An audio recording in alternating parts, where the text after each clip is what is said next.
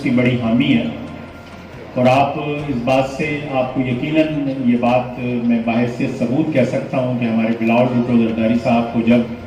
مولانا فضل الرحمان نے جو کہ لانگ مارچ کرنا چاہتے ہیں اسلام آباد پر، اس بات کے لیے اکسا کر جو ہے روڈوں پر مذہب کے نام پر نہیں لاتے. ہماری پارٹی کا یہ ماننا ہے کہ مذہب ہر کسی کا اپنا اپنا، سیاست جو ہے وہ ہماری کمبائنڈ ہو سکتی ہے، ہمارے سیاسی خیالات ایک ہو سکتے ہیں،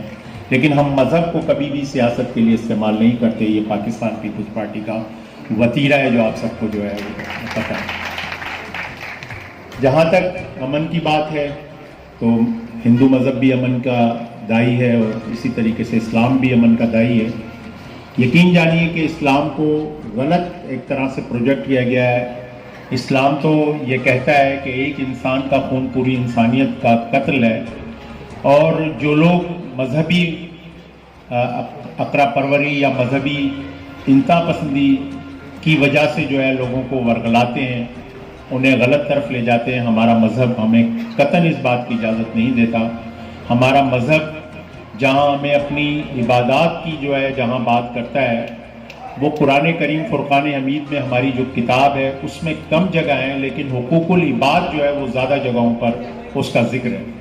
یعنی اللہ تعالیٰ انسان سے جو توقع کر رہا ہے وہ یہ کہتا ہے کہ چونکہ اللہ تعالیٰ نے اپنی کچھ عبادات اس پر اتاری ہیں، وہ بڑا غفور الرحیم ہے، معاف کر دینے والا کی ذات ہے، لیکن حقوق العباد کے لیے ہماری ہولی کتاب میں یہ لکھا ہے کہ اگر آپ نے اپنے حقوق العباد پورے نہیں کیے تو اس کے اللہ کے یہاں بڑی پکڑ ہوگی. اسی طریقے سے روایت ہے کہ دریا رواداری اور محبت کا جو ہے وہ پیغام دیتا ہے، لیکن بدقسمتی سے ہمیں جو ہے انتہا پسندی سکھاتا ہے، بلکہ وہ ایک بڑی رواداری سکھاتا ہے، پیار سکھاتا ہے، محبت سکھاتا ہے. وہ یہ سکھاتا ہے کہ آپ کو